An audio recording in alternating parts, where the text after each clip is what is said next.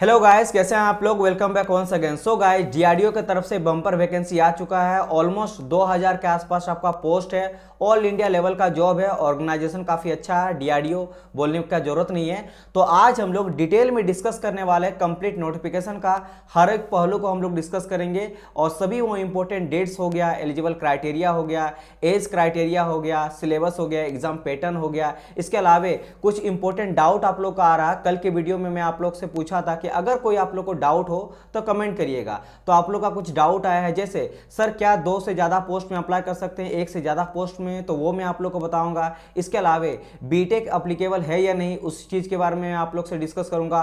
फी वगैरह क्या है, यानी कि A to Z आपको सारा वो इंपॉर्टेंट यहाँ पे जितने भी आप लोग को डाउट हो सकता है सभी को मैं यहाँ पे क्लियर करने का ट्राई करूंगा। इसके अलावा सिलेक्शन प्रोसेस क्या रहने वाला है, सब चीज़ मैं आप लोग को बताऊंगा। तो 1 बाय 1 करके हम लोग देखते जाएंगे एंड एच एंड एवरी सारा जो आप लोग को डाउट हो सकता है उस सभी को मैं क्लियर करते हुए चलूंगा। तो चलिए नोटिफिकेशन की ओर बढ़ते हैं। तो सबसे पहले जैसे आप लोग को देख सकते हो यहाँ पे डीआरडीओ की तरफ से आपका आया है। अगर मैं बात करूँ कितना आपका पोस्ट है, रिक्रूटमेंट कितना नंबर ऑफ वैकेंसी में किया गया है, तो 1901 यानी कि लगभग ऑलमोस्ट आप बोल सकते हो कि 2000 आसपास का यहाँ पे पोस्ट है। अगर मैं बात करूँ तो 2 आपका पोस्ट में सिलेक्शन लिया जाएगा। पहला पोस्ट जो है that is your senior technical assistant है, ठीक है।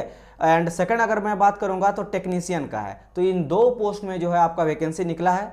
अब यहाँ पे बात करते हैं इंपॉर्टेंट डेट्स के बारे में, ठीक है। कुछ इंपॉर्टेंट डेट्स, जैसे सबसे पहले अगर यहाँ कहा गया है क्रूशियल डेट फॉर एलिजिबिलिटी, तो ये आपका 23 सितंबर है। अब देखो ये चीज़ ध्यान देना कि बेसिकली क्रूशियल डेट क्या कह रहा है। क्रूशियल डेट का मतलब है कि आपको जो एज मांगा गया है ना, एज जितना भी आपका मिनिमम एज मांगा गया 18 से लेकर 28 तक विथ रिलैक्सेशन के साथ वहाँ पे ऐड होगा। 18 से 28 तक आपका जनरल का दिया गया है। अगर आप ST SC से बिलोंग करते हो तो 5 आपको मिलेगा। अगर आप OBC से बिलोंग करते हो तो 10 ईयर। एंड अगर आप PWD से फिजिकल हैंडीकैप से हो तो आपको 10 ईयर एक्स्ट्रा मिलेगा।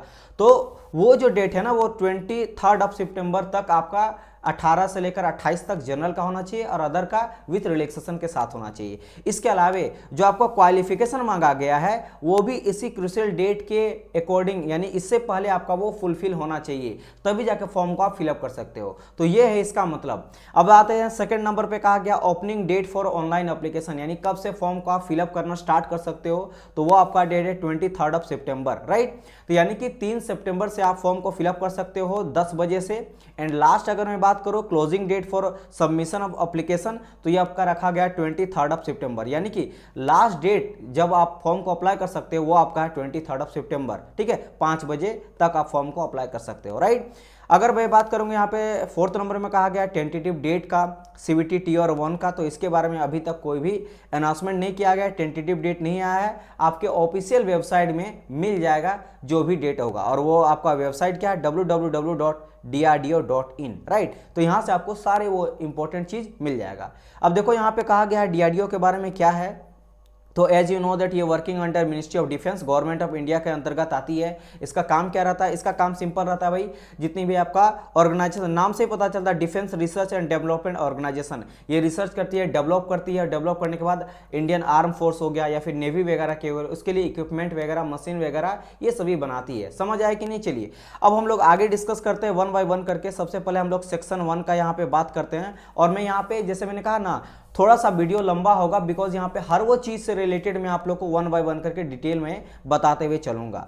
तो सबसे पहले हम लोग यहाँ पे आ जाते हैं। जैसे अगर सेक्शन 1 का बात करेंगे तो ये आपका सीनियर टेक्निकल असिस्टेंट यानी STAB ग्रुप B का आपका ये पोस्ट है। और ये नॉन गेजेटेड नॉन मिनिस्ट्रियल आपका जॉब होगा। सबसे पहले बात करते हैं पे स्केल के बारे में। तो अगर मैं पे स्केल का बात करूँ यहाँ पे, तो आपका लेवल 6 का पे स्केल रहने वाला है, यानी कि जो आपका बेसिक पे होगा वो 35,400 रहेगा, यानी 35,400 रहेगा। एंड आपका जाएगा कहाँ तक, 1 लाख, ठीक है, 1,12,400 तक जाएगा। एंड ध्यान रखना ये आपका बेसिक पे है, ठीक है। यहाँ पे अलाउंसेस वगैरह भी ऐड होगा, यहाँ पे ध्यान देना। And other benefits allowances as per government of India के अकॉर्डिंग जो आपका अलाउंसेस है यहाँ पे ऐड होगा। तो यहाँ पे बहुत सारे चीज़ें और ऐड होकर आपका ये सैलरी जो आपको मिलेगा वो काफ़ी ज़्यादा हो जाएगा। ये तो बेसिक पे दिया गया है, ठीक है। अब बात करते हैं हम लोग एज लिमिट का। सर एज लिमिट कितना दिया गया है, ठीक है। देखो यहाँ पे age limit on crucial date of eligibility, अभी जस्ट मैंने कहा था ना कि क्रूशियल डेट कौन सा है, 23 सितंबर। तो 23 सितंबर तक आपका 18 से लेकर 28 तक होना चाहिए फॉर जनरल कैटेगरी। अगर आप रिलैक्सेशन कैटेगरी से आते हो जैसे एसटी से, ओबीसी से, एसटी एससी या फिर ओबीसी से, और आप आते हो पीडब्ल्यूडी से, विडो से या फिर डिवोर्स वुमेन से, तो आपको एक्स्ट्रा रिलैक्सेशन देखने को मिलेगा। जैसे एसटी एससी का 5 ईयर, ओबीसी का मिलता 3 ईयर एंड पीडब्ल्यूडी हैंडीकैप वगैरह को मिलता 10 ईयर। तो आपको एक्स्ट्रा रिलैक्सेशन देखने को मिलेगा। वो किस डेट के अकॉर्डिंग होना चाहिए? जो आपका क्रूशियल डेट दिया गया 23 सितंबर से पहले उतना आपका होना चाहिए एज, राइट? समझ गए? चलिए, इसके अलावे अगर मैं बात करता हूं यहाँ पे एसेंशियल क्वालिफिकेशन का, तो एसेंशियल क्वालिफिकेशन में बैचलर डिग्री मांगा गया साइंस में, और आपको डिप्लोमा मांगा गया है, ठीक है? डिप्लोमा इन इंजीनियरिंग और टेक्नोलॉजी और कंप्यूटर साइंस और अलाइड सब्जेक्ट्स में आपका होना चाहिए डिप्लोमा इंजीनियरिंग। बात यहाँ पे एक बड़ा कन्फ्यूजन ये आता है कि सर क्या मैं अगर बीटेक किया हूं तो क्या मैं अप्लाई कर सकता हूं, और जो बच्चा मैकेनिकल से डिप्लोमा किया क्या वो आईटीआई के लिए अप्लाई कर सकता है? तो यहाँ पे देखो पूरी तरह से कहा गया है, अगर आप यहाँ से ध्यान से देखोगे, हायर क्वालिफिकेशन लाइक एमएससी और बीटेक और बीई और पीएचडी डिग्री ETC और crucial date of eligibility should not be consider for this recruitment. यानी कि अगर आप हायर क्वालिफिकेशन किए हो तो आप इस पोस्ट के लिए अप्लीकेबल नहीं हो, ठीक है? अब यहाँ पे देखो मैं बताता हूँ, यहाँ पे 2-3 कंडीशन आता है बच्चे को जो डाउट्स है। जैसे कुछ बच्चा है जो सिर्फ बीटेक किया है, ठीक है? तो क्या वो अप्लीकेबल है? नहीं, बिल्कुल वो अप्लीकेबल यहाँ पे नहीं है। अब बारी आता है यहाँ पे कि कुछ बच्चा जो डिप्लोमा किया, डिप्लोमा के साथ साथ वो बीटेक किया है, तो क्या वो अप्लीकेबल है? देखो यहाँ पे कहा गया कि मिनिमम क्वालिफिकेशन अप्लीकेबल है। तो अगर आप बीटेक और डिप्लोमा दोनों किए हो तो आप अप्लीकेबल हो, लेकिन आप सिर्फ और सिर्फ डिप्लोमा ही वहां पे देना, आप बीटेक को शो मत करना, क्योंकि इससे पहले भी जो रिक्रूटमेंट हुआ था डीआरडीओ का आपका 18-19 में, तब कुछ स्टूडेंट वो था जो क्वालिफाई कर लिया था लेकिन लास्ट में जाके उसको रिजेक्ट कर दिया गया था, बिकॉज वो डिप्लोमा के साथ साथ बीटेक भी शो कर दिया था, लेकिन वहां पे सिर्फ और सिर्फ डिप्लोमा मांगा गया था। तो वो भी डीआरडीओ ही था पोस्ट, तो आप ध्यान रखिएगा, डीआरडीओ का ही जॉब था। तो आप ध्यान रखिएगा, अगर आप डिप्लोमा किए हो तो मिनिमम क्वालिफिकेशन ही आप फिल करना। सिमिलरली अगर कोई बच्चा आईटीआई किया है, ठीक है, आईटीआई किया है, अगर आईटीआई वाला पोस्ट के लिए बात करूं तो आईटीआई के साथ अगर कोई बच्चा डिप्लोमा किया है तो यहां पे मिनिमम क्वालिफिकेशन मांगा गया, मतलब आपको सिर्फ और सिर्फ आईटीआई फिल करना है, डिप्लोमा आपको नहीं बताना है, ठीक है?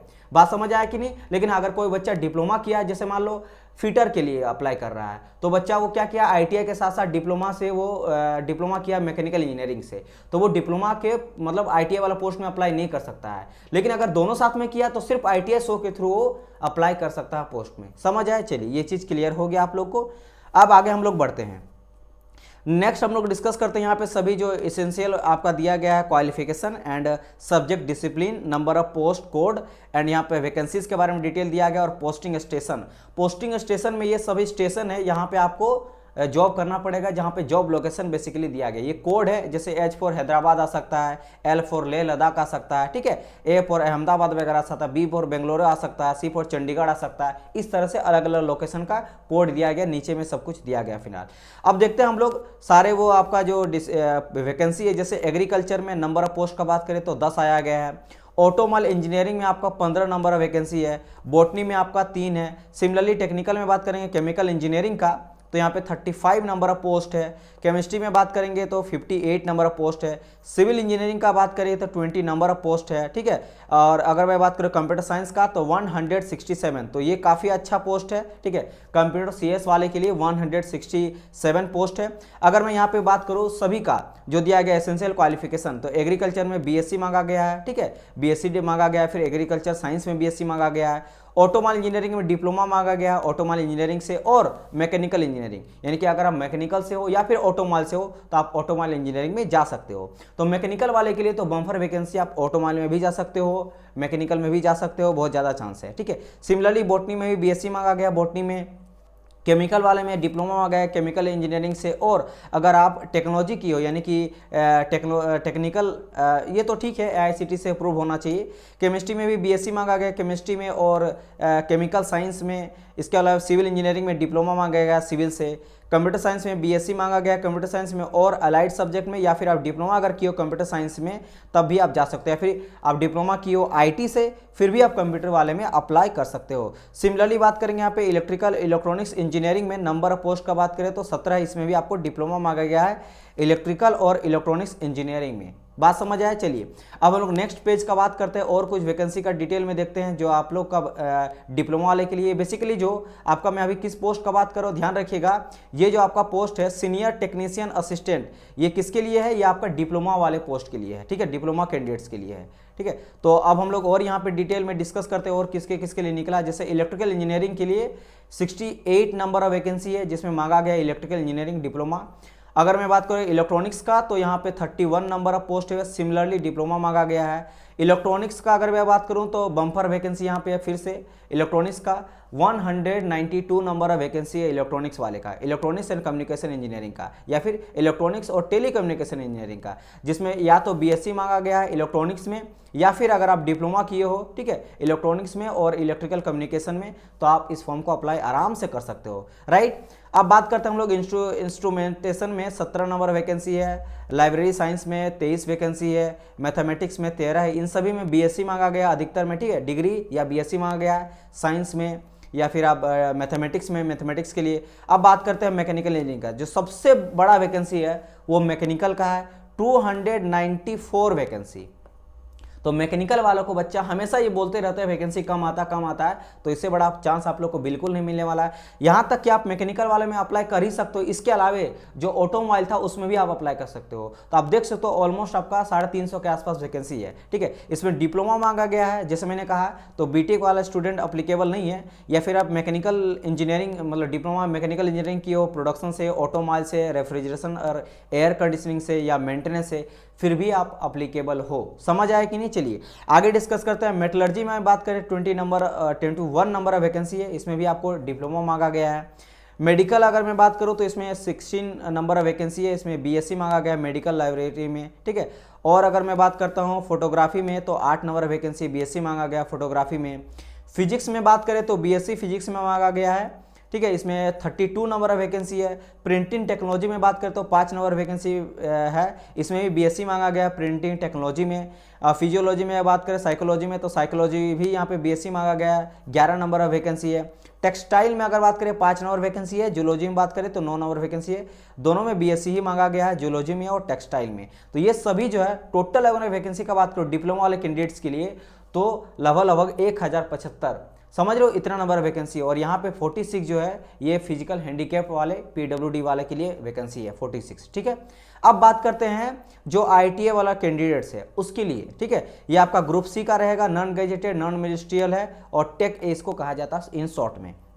सबसे पहले पे स्केल का बात करते हैं। टेक्नीशियन जो आईटी वाले कैंडिडेट है उनके लिए पे स्केल कितना रहने वाला है, तो लेवल 2 का पे स्केल रहेगा, आपको ग्रेड पे जो मिलेगा वो 19,900 मिलेगा और से लेकर आपको 63,200। एंड याद रखिएगा ऑर्डिनेंस जो फैक्ट्री होता है, ठीक है, इंडियन ऑर्डिनेंस फैक्ट्री, उससे भी इसका ग्रेड पे अच्छा है, उसका 1800 के आसपास है, इसका 1900 से ग्रेड पे तो अभी हटा दिया गया, लेकिन हाँ उससे आपको ज़्यादा यहाँ पे मिलेगा सैलरी, ठीक है। ये तो बेसिक पे है 19,000। आपको अगर मैं बात करूँ यहाँ पे अलाउंसेस को ऐड किया जाए, बेनिफिट्स अलाउंसेस को, तो ये आपका अच्छा खासा आपको सैलरी मिल जाएगा। समझ आए कि नहीं? 7th सीपीसी पे मैट्रिक्स के अकॉर्डिंग आपको यहाँ पे मिलेगा पे स्केल।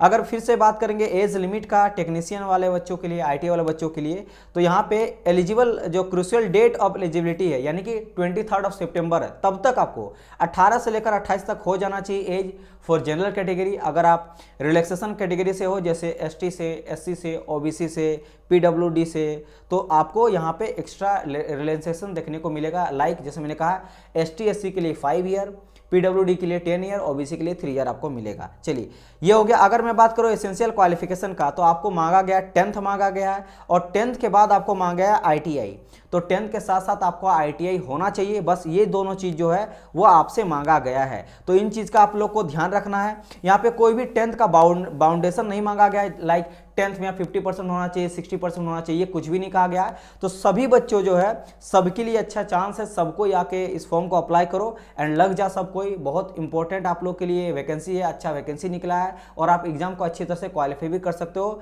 बहुत ही बेसिक यहाँ पे क्वेश्चन जो है वगैरह पूछा जाता है।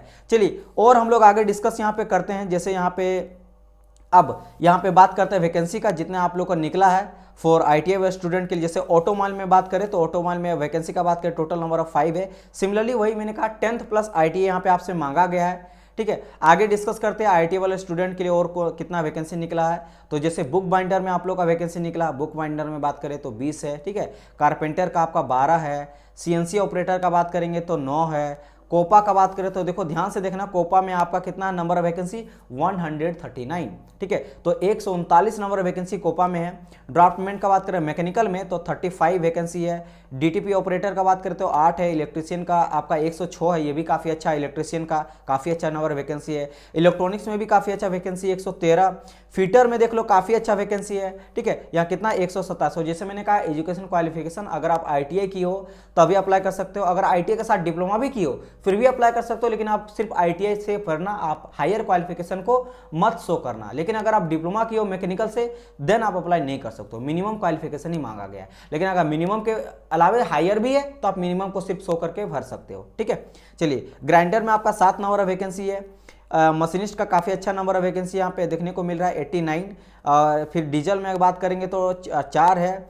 आपका फिल यहाँ पे 8 आपका है। मैकेनिक्स में, मोटर मशीन में 13 है। पेंटर में 3 है। फोटोग्राफर में 11 है। REC में बात करेंगे तो यहाँ पे आपका 8 है। सीट मेटल में बात करेंगे 14 है। टर्नर में बात करेंगे तो 45 है। टर्नर का और वेल्डर का 50 है। तो इन दोनों का भी, टर्नर और वेल्डर का भी अच्छा नंबर यहाँ पे वैकेंसी देखने को मिला है। अब अगर यहाँ पे बात करो तो 826 नंबर वैकेंसी आपको IT वाले बच्चों के लिए है, ठीक है, 10th प्लस IT वाले बच्चों के लिए। चलिए, ये चीज़ हो गया। जैसे मैंने कहा था पोस्ट कोड यानी कहाँ पे आपको जॉब लोकेशन दिया जाएगा उस जगह, जैसे A14 यहाँ पे दिया गया यानी आगरा का है। A2 अहमदाबाद मतलब अहमदनगर का है। A3 जो है अंबरनाथ का है। B1 बलसोर का है। बेंगलुरु B2 है। B3 भुवनेश्वर का है। C1 चंडीगढ़ का है। C2 चेन्नई का है। D1 देहरादून का है। D2 दिल्ली का है। ग्वालियर का G1 है। H1 तो इस तरह करके सभी जहाँ पे आपको ये बेसिकली आप फॉर्म पे शायद जब आप फिलअप कीजिएगा तब या तो आएगा, अदरवाइज जब आपका सिलेक्शन फर्स्ट CBT को क्वालिफाई करेगा तब आपको ये पता चलेगा कहाँ पे आपको मिलने वाला है। यहाँ पे फिजिकल डिसेबिलिटी के बारे में बात किया गया है, ठीक है, जो भी यहाँ पे शॉर्टकट दिया गया है ये सभी चीज़, जैसे ब्लाइंडनेस हो गया या फिर डेफ हो गया, हेयरिंग में हो गया, इस तरह से रिलेटेड यहाँ पे दिया गया है। चलिए, अब हम लोग सेक्शन 2 का बात करते हैं 1 बाय 1 करके। जैसे यहाँ पे कुछ दिया गया सर्विसेज के बारे में, जो इंपॉर्टेंट सर्विसेज है ये सभी चीज़ दिया गया, जो ये चीज़ आप लोग अच्छी तरह से जो है यहाँ पे आप लोग देख लेना। तो हम लोग अब आगे बढ़ते हैं और आगे और सभी चीज़ों के बारे में डिस्कस करते हैं जो आप लोग के लिए इंपॉर्टेंट है। हाँ, सबसे पहले यहाँ पे डिस्कस करते हैं एलिजिबल क्राइटेरिया क्या क्या दिया गया है। तो सबसे पहले अगर मैं एलिजिबल क्राइटेरिया का बात करूँ तो सबसे पहले आपको एजुकेशन क्वालिफिकेशन A नंबर में कहा गया है नेशनलिटी, यानी कि आप इंडियन से बिलोंग करना चाहिए, पहला चीज़ तो ये है। सेकंड नंबर में कहा है एसेंशियल क्वालिफिकेशन जो है वो आपका होना चाहिए, जो मांगा गया है वो होना चाहिए, ठीक है। कैंडिडेट मस्ट, ये तो सही है। फिर बात करेंगे मेडिकल फिटनेस, यानी कि आप फिट होना चाहिए, जो भी आपका मेडिकल फिटनेस क्राइटेरिया मांगा गया उसमें आप फिट होना चाहिए, हेल्थ वगैरह, तब जाके इस फॉर्म को आप आराम से भर सकते हो, राइट। इसके अलावा देखो यहाँ पे नो ऑब्जेक्शन सर्टिफिकेट यानी NOC, मतलब कोई अगर गवर्नमेंट जॉब कर रहा है या फिर प्राइवेट जॉब या फिर लिमिटेड जॉब कर रहा है तो आपको नो ऑब्जेक्शन सर्टिफिकेट लगेगा, तो वो आपको लेना पड़ेगा, तब जाके फॉर्म को अप्लाई कर सकते हो। इस चीज़ का थोड़ा सा ध्यान आप रखिएगा। फिर यहाँ पे नोट में कहा गया candidate should ensure that they fulfil the all eligible criteria before applying the post, यानी जब भी आप पोस्ट को अप्लाई कर रहे हो उससे पहले सारे चीज़ को सुटेबल देख लेना, जैसे एजुकेशन क्वालिफिकेशन हो गया, नेशनलिटी हो गया, फिजिकल फिटनेस हो गया और NOC वगैरह हो गया, ठीक है। चलिए, ये सभी चीज़ें हो गया। अब बात करते हैं यहाँ पे रिजर्वेशन। तो मैं आपको पहले बता दिया हूँ कि रिजर्वेशन जो है आपको मिलेगा, चाहे वो बात करेंगे या रिलैक्सेशन बेनिफिट्स आपको मिलने वाला यहाँ पे है। फिर यहाँ पे एज रिलैक्सेशन का बात किया गया, एज भी रिलैक्सेशन मिलेगा, ST SC OBC को, PWD को आपको मिलेगा, ठीक है, 3 ईयर, 5 ईयर और 10 ईयर। चलिए, और यहाँ पे देखो, यहाँ पे दिया गया है डिपार्टमेंट, यानी जहाँ से आप जाके फॉर्म को फिलअप कर सकते हो www.drdo.in से, राइट। एंड आगे बढ़ते हैं हम लोग सेक्शन 3 हाउ टू अप्लाई। यहाँ पे कहा गया कैसे आप अप्लाई करोगे। तो सिमिलरली आपको सबसे पहले जाना कहाँ पे, DRDO recruitment septum notice board पे जाना है। उसके बाद आपको वेबसाइट पे क्लिक, यानी इस वेबसाइट के थ्रू यहाँ पे जा सकते हो www.drdo.gov.in से जाके आप DRDO recruitment septum notice board में जाना है। उसके बाद आपको यहाँ पे अप्लाई करना स्टार्ट करना है, और कब से स्टार्ट होगा, 3 सितंबर से आपका स्टार्ट हो जाएगा, 10 बजे से लेकर स्टार्ट होगा। और क्लोजिंग डेट जो रखा गया फॉर्म को फिलअप करने का वो 23 सितंबर 5 बजे तक रखा गया है, ठीक है। समझ आया कि नहीं, ये सभी चीज़ों को आप लोग को ध्यान में रखना है। और यहाँ पे क्या कहा गया, अगर मैं यहाँ पे डिस्कस करता हूँ तो system will be responsible for the candidate were not submitting their application, ठीक है।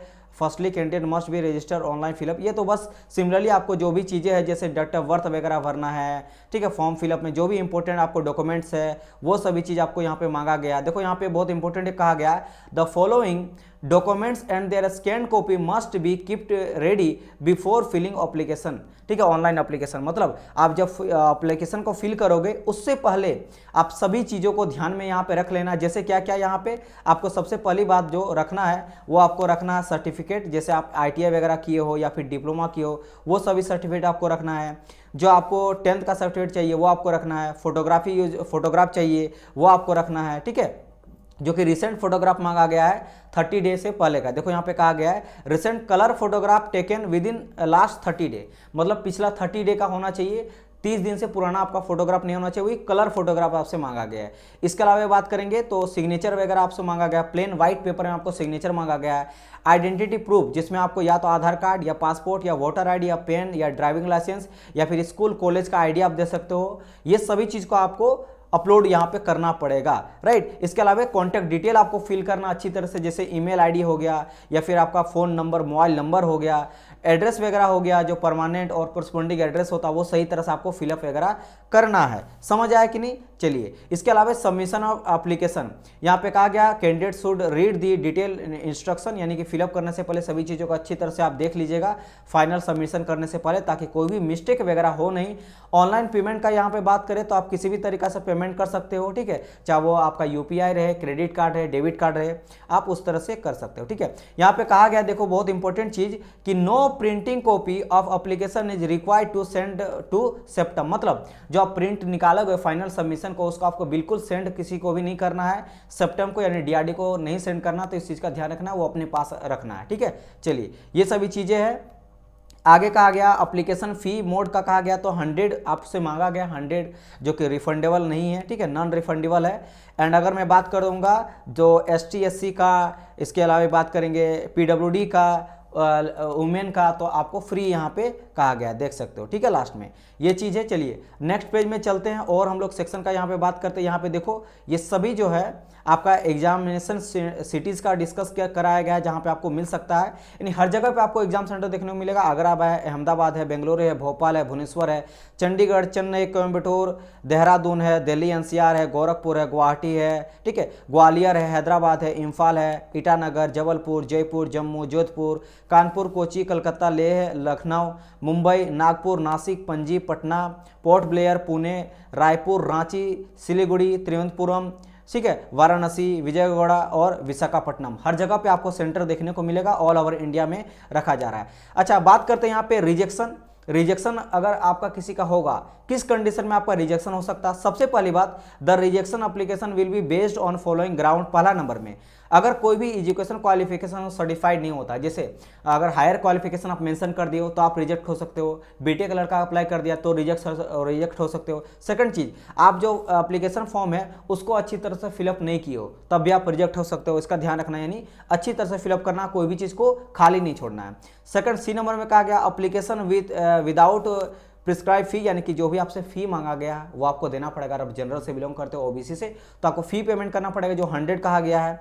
और अगर यहाँ पे बात करेंगे application not through the online mode, अगर आप ऑनलाइन मोड से नहीं फिल किए हो, कोई बच्चा स्पीड पोस्ट कर देता है, तो वो सभी चीज़ नहीं, आपको ऑनलाइन फिलअप करना है, ठीक है। याद रखिएगा, जो आपको एडमिट कार्ड भी मिलेगा वो ऑनलाइन ही मिलेगा, ऑफलाइन का वेट मत कीजिएगा कि पोस्ट के थ्रू आएगा, आपको ऑफिशियल वेबसाइट में जाके जो एडमिट कार्ड वगैरह है वो आपको डाउनलोड करना है, ठीक है। फिर कहा गया अंडर कोई भी ओवर एज का अगर ऐसा हो गया, क्रूशियल डेट, जो आपका क्रूशियल डेट ऑफ एलिजिबिलिटी है उसके अकॉर्डिंग आपका अगर फुलफिल नहीं होता है एजुकेशन क्वालिफिकेशन, उससे पहले जो मांगा गया है सब चीज़ होना चाहिए। जैसे लड़का बोल रहा था सर सेकेंड ईयर जो है हम हैं, अप्लाई कर सकते हैं कि नहीं, जो क्रूशियल डेट कहा गया 23 सितंबर, उससे पहले आपका पूरी तरह से पास आउट होना चाहिए और आपका सर्टिफिकेट होना चाहिए, तभी जाकर अप्लाई कर सकते हो। सिमिलरली एज जितना भी आपका हो रहा है, क्रूशियल डेट यानी 23 सितंबर से पहले आपका एज जो है वो कंप्लीट होना चाहिए, जो मांगा गया। मिनिमम 18 आपका होना चाहिए और मैक्सिमम 28, और रिलैक्सेशन को लेके आप उस बेसिस पे देख सकते हो, ठीक है। तो इन सभी चीज़ों को आप अगर ध्यान दीजिएगा तब जाके आपका रिजेक्शन नहीं होगा। इस सभी चीज़ में अगर प्रॉब्लम होगा तो आपका रिजेक्शन हो सकता है। देखो यहाँ पे डेट ऑफ एग्जामिनेशन और और एडमिट कार्ड कहा गया तो ये अभी तक बताया नहीं गया, लेकिन हाँ पब्लिश कर दिया जाएगा ऑफिशियल वेबसाइट में, डीआरडीओ का ऑफिशियल वेबसाइट में सब चीज़ को यहाँ पे पब्लिश कर दिया गया। और जैसे मैंने कहा, देखो यहाँ पे कहा गया है admit card will not be send by post, यानी कि एडमिट कार्ड जो है वो आपको बाय पोस्ट सेंड नहीं किया जाएगा, आपको ऑफिशियल वेबसाइट में ही जाके चेक करना पड़ेगा, जो कि www.drdo.gov.in के वेबसाइट में आपको मिलेगा। समझ आया कि नहीं? चलिए इस चीज़ का आप लोग को ध्यान में रखना है। ओके, और 2 वीक पहले आप जो है एग्जामिनेशन के 2 वीक पहले डाउनलोड कर सकते हो एडमिट कार्ड को, ये यहाँ पे कहा गया है। आगे बढ़ते हैं, यहाँ पे एप्लीकेशन फॉर मल्टीपल पोस्ट। ये काफ़ी स्टूडेंट का क्वारी आ रहा था कि सर क्या मैं मल्टीपल पोस्ट में अप्लाई कर सकता हूँ? बिल्कुल आप मल्टीपल पोस्ट में अप्लाई कर सकते हो, लेकिन अगर आप एक से ज़्यादा पोस्ट में अप्लाई करोगे एंड सेम डेट में आपका एग्जाम पड़ जाएगा तो आपको पहला जो आप सिलेक्ट किए हो पोस्ट उसी में आपको एग्जाम देना पड़ेगा, या फिर आप दोनों में से जिसको एग्जाम देने जाओगे, क्योंकि आप एक ही में एग्जाम देने जाओगे ये कहा गया है, क्योंकि एक ही टाइम पे अगर पड़ जाता है, एक ही डे पे पड़ जाता है तो आप एक ही दे पाओगे, तो वही सिलेक्ट किया जाएगा। देखो यहाँ पे ध्यान से पढ़ना, candidates applying for more than one post should submit their application complete in all respect separately. Candidate who have applied for more than one post code should be aware that center for each examination may be different and examination में भी on the same day, मतलब same day और same shift में आपका exam पड़ सकता है। If the examination are in 2 different shift on same day, मतलब 2 अलग अलग शिफ्ट अलग अलग सिटीज में पड़ेगा लेकिन सेम शिफ्ट में पड़ जाएगा, तब it will be candidate's responsibility to reach allocate centre. तो आपका रिस्पॉन्सिबिलिटी है कि एक ही डे पे अलग अलग शिफ्ट में अगर एग्जाम आपका पड़ जाता दोनों पोस्ट का, तो आप किस सेंटर में पहुंच पाओगे या फिर नहीं पहुंच पाओगे, ये आपका रिस्पॉन्सिबिलिटी है। और इस केस में if the examination of 2 post code applied by the candidate in the same shift, सी और ही विल बी मतलब able to appear in examination only 1 code, यानी कि आप एक ही में जो है आप एप्लीकेबल हो या फिर एग्जाम में जा सकते हो, वही यहाँ पे लिया जाएगा। अब बात करते हैं सिलेक्शन का, सबसे इंपॉर्टेंट चीज, सर सिलेक्शन कैसे होगा इसके बारे में डिस्कस करा दिए। देखिए सिलेक्शन प्रोसेस सबसे इंपॉर्टेंट हो जाएगा, दोनों का मैं बात करूंगा, जो आपका डिप्लोमा वाले कैंडिडेट्स है जो निकला है आपका पोस्ट, ठीक है, या फिर आईटी वाले बच्चे हैं, तो दोनों के लिए अगर मैं यहाँ पे सिलेक्शन प्रोसेस का बात करूं, तो अगर मैं बात करता हूँ सबसे पहले डिप्लोमा वाले पोस्ट के लिए, यानी कि सीनियर टेक्निकल असिस्टेंट, ठीक है, यानी कि STAB, उसके लिए अगर बात करूं तो आपका 2 सेक्शन में आपका एग्जाम होने वाला है, 2 पेपर एग्जाम होगा, टियर 1 का एंड टियर 2 का। जो टियर 1 होने वाला आपका स्क्रीनिंग टाइप होगा, मतलब सिर्फ छटनी किया जाएगा आपको यहाँ से, एंड सेकंड जो होगा उससे आपका फाइनल यहाँ पे सिलेक्शन होने वाला है, ठीक है। अगर मैं बात करता हूँ टियर 1 और tier 2 conduct by computer based test, यानी कि यहाँ पे बताया गया कि कंप्यूटर बेस्ड टेस्ट में लिया जाएगा, आपका मोड रहेगा। जो आपका टियर 1 होगा वो CBT में भी नॉर्मलाइज आपको देखने को मिलेगा, इस चीज़ का भी ध्यान रखना। CBT 1 जो होगा वो आपका क्या होगा, नॉर्मलाइज होगा, ठीक है। एंड पेपर 2 का अगर मैं बात करता हूँ वो आपका क्या रहेगा, ट्रेड वाला रहेगा। देखो यहाँ पे ये जो यहाँ पे ध्यान देना, जो आपका स्क्रीनिंग पेपर 1 है वो स्क्रीनिंग होगा, एंड पेपर 2 का बात करेंगे वो ट्रेड होगा। जैसे आप मैकेनिकल या इलेक्ट्रिकल या सिविल से हो तो ट्रेड से क्वेश्चन पूछा जाएगा, एंड टियर 1 वाला स्क्रीनिंग होगा, जिसमें आपको पहले बताया था कि 40% मांगा गया है, मिनिमम 40% होना चाहिए आपका। अगर आप जनरल से बिलोंग करते हो या फिर OBC से बिलोंग करते हो, अगर ST/SC से बिलोंग करते हो तो 35% मिनिमम आपका क्वालिफिकेशन होना चाहिए, और आपको 1:8 के रेशियो में लिया जाएगा। मतलब हर एक पोस्ट के लिए 8 बच्चा को लिया जाएगा, पिकअप किया जाएगा फॉर सेकंड टियर के लिए 8 गुना बच्चा को बुलाया जाएगा, यानी कि 7 बच्चा को रिजेक्ट कर लिया जाएगा, सिर्फ एक ही बच्चा को जॉब लेगा। अगर 8 बच्चा को बुलाया जा रहा है तो 7 बच्चा को हटा दिया जाएगा, छटनी कर दिया जाएगा सेकंड टियर के बाद। तो इस चीज़ का ध्यान रखना। CBT बेस्ड आपका टेस्ट होने वाला है, दोनों का दोनों। पहला टेस्ट मैंने कहा कि आपका जो होगा टोटल नॉन टेक होगा, एंड सेकंड वाला टेक्निकल होगा, यानी कि ट्रेड रिलेटेड होगा, ठीक है। ये चीज़ हो गया। और टियर 1 टियर 2 दोनों आपका ऑब्जेक्टिव रहेगा, एंड अगर मैं बात करूँ tier 1 examination screening, and second वाला रहेगा फाइनल सिलेक्शन। मतलब आपका जो फाइनल सिलेक्शन होने वाला है वो टियर सेकंड से ही होने वाला है, क्योंकि फर्स्ट वाला जो रहेगा वो सिर्फ और सिर्फ किसके लिए होगा, स्क्रीनिंग के लिए होने वाला। दोनों मतलब कंप्यूटर बेस्ड टेस्ट होगा। तो ये हो गया किसका बारी, जो डिप्लोमा वाला कैंडिडेट्स है, यानी कि STAB, यानी कि सीनियर टेक्नीशियन असिस्टेंट। अब बात करते हैं आपको जो टेक्निकल वाला है, टेक्नीशियन वाला है, जो कि IT वाला बच्चा है। IT वाले की बात करें तो यहाँ पे ध्यान देना, सिर्फ और सिर्फ एक ही पेपर होगा डियर। बहुत सारे अभी यूट्यूब में वीडियो आएगा, बहुत सारे हर कोई अपना अपना तरीका से बताएगा, बट हाँ नॉलेज के बेसिस पे सब कोई बताएगा, उसका कोई गलती नहीं है। लेकिन आईटी वाले बच्चे का सिर्फ और सिर्फ एक ही पेपर होने वाला है। सेकंड पेपर जो होगा ना वो आपका क्या होने वाला, ट्रेड टेस्ट होगा। आप बोलेंगे सर ट्रेड टेस्ट क्या होगा आईटीआई में? जैसे अगर मान लो आप फिटर की हो तो फिटर में क्या कुछ प्लानिंग करके कुछ घिस उसके दिखाना पड़ेगा। अगर मान लो आप टर्नर की हो तो आपको या तो प्लेन टर्नर दिया जाएगा, फिर टेपर टर्निंग करने बोलेगा, वो प्रैक्टिकल आपका होगा, प्रैक्टिकल आपको देखना पड़ेगा। या फिर अगर मैं बात करूं जैसे आपका कोई इलेक्ट्रिकल से है तो आपको बोर्ड स्विच बोर्ड वगैरह बनाने बोलेगा, या फिर कुछ आपको वहां पे कुछ यूज करने बोलेगा, समझ आया? तो ट्रेड वाला आपका टेस्ट होने वाला है। तो आपका जो सिलेक्शन होगा वो CBT 1 से होगा। किसके लिए बोल रहा हूं मैं? ITA वाले बच्चे के लिए। तो यहां से आप एक चीज क्लियर हो गए होंगे कि अगर जो बच्चा डिप्लोमा किया है उसका सिलेक्शन होगा सेकंड से, टियर 2 से, जो ट्रेड वाला होगा फर्स्ट वाला स्क्रीनिंग होगा। एंड अगर मैं बात करूं ITA वाले का, टेक का, तो इसका शिफ्ट 1 यानी टियर 1 से सिलेक्शन होगा, टियर 2 सिर्फ प्रैक्टिकल के लिए होगा। समझ आया? दोनों में पहला वाला जो डिप्लोमा वाला है टियर 2 से सिलेक्शन, और ITA वाला टियर 1 से सिलेक्शन। सेकंड जो होगा प्रैक्टिकली आपका टेस्ट लिया जाएगा, ट्रेड टेस्ट लिया जाएगा। तो यहाँ पे कहा गया है टेस्ट एज पर रिक्वायरमेंट, यहाँ पे टियर जो 1 होगा will be consider objective multiple type रहने वाला ITA वाले बच्चे के लिए।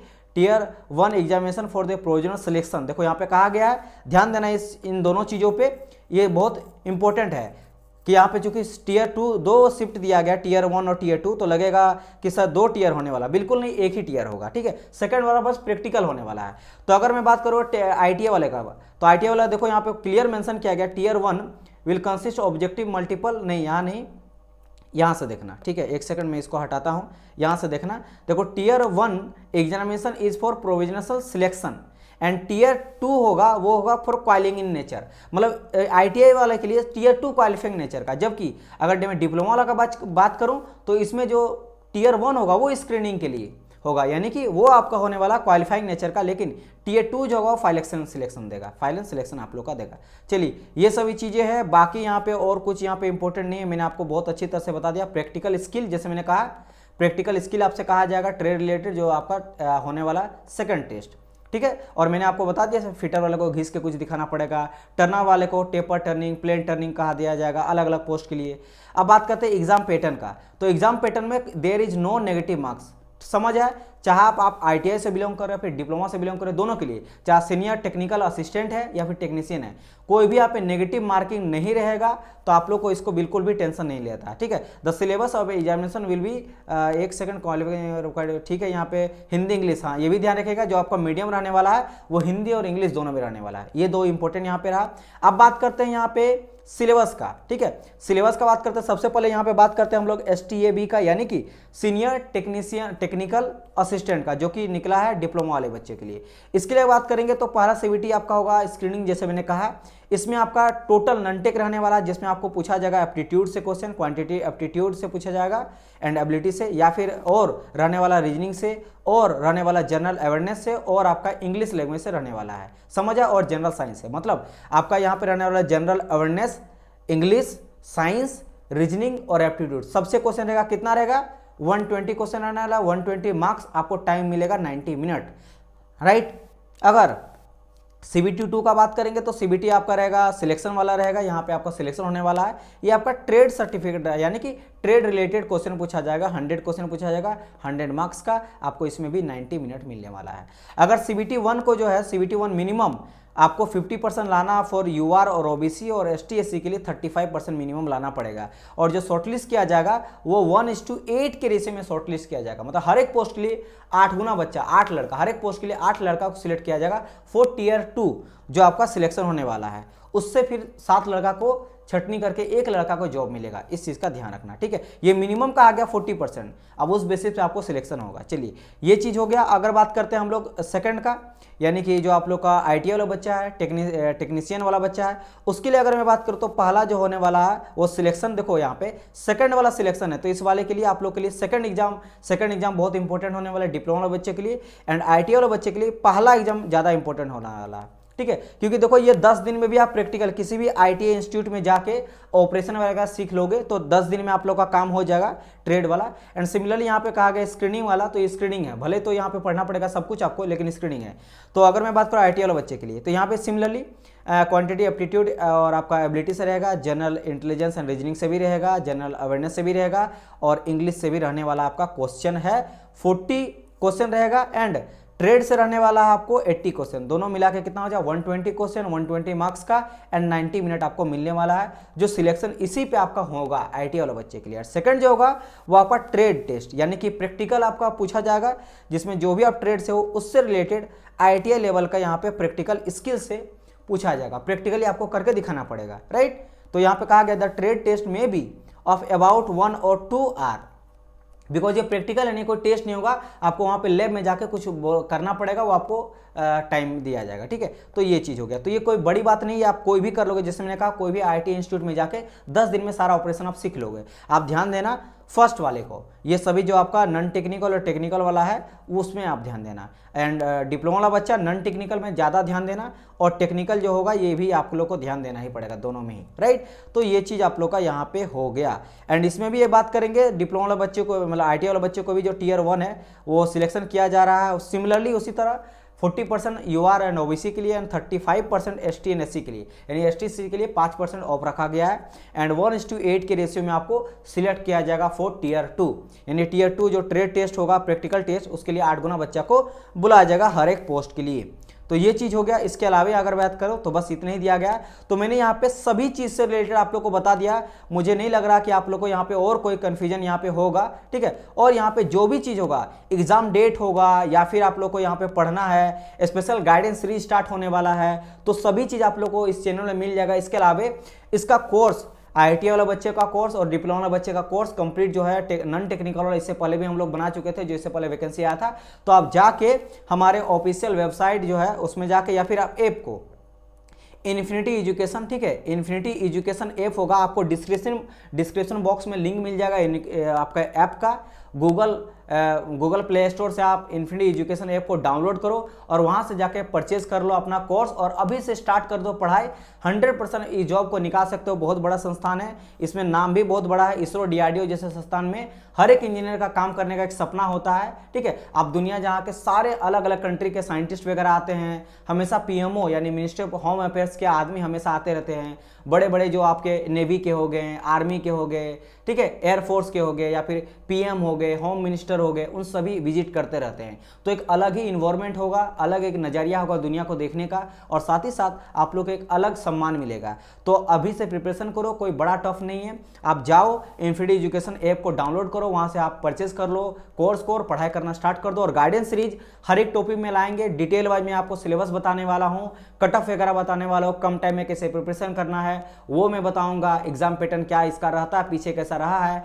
इसके अलावा क्लासेस वगैरह आने वाला है यूट्यूब में, तो सब चीज़ आपको मिलेगा। चैनल को सब्सक्राइब कर लिए, बेल आइकन को प्रेस कर लीजिए ताकि कोई भी अपडेट्स या फिर लेक्चर रहे छूटे ना। एंड इसके अलावा जैसे मैंने कहा, अगर आपको कोर्स चाहिए तो उसके लिए आप इन्फिनिटी एजुकेशन एजे ऐप को डाउनलोड करना गूगल प्ले स्टोर से, डिस्क्रिप्शन बॉक्स में या फिर कमेंट में पिनअप कर दिया जाएगा। आपका जो ऐप का लिंक रहेगा उसको आप डाउनलोड करो और वहाँ से परचेज करके कोर्स को पढ़ाई करना स्टार्ट करो।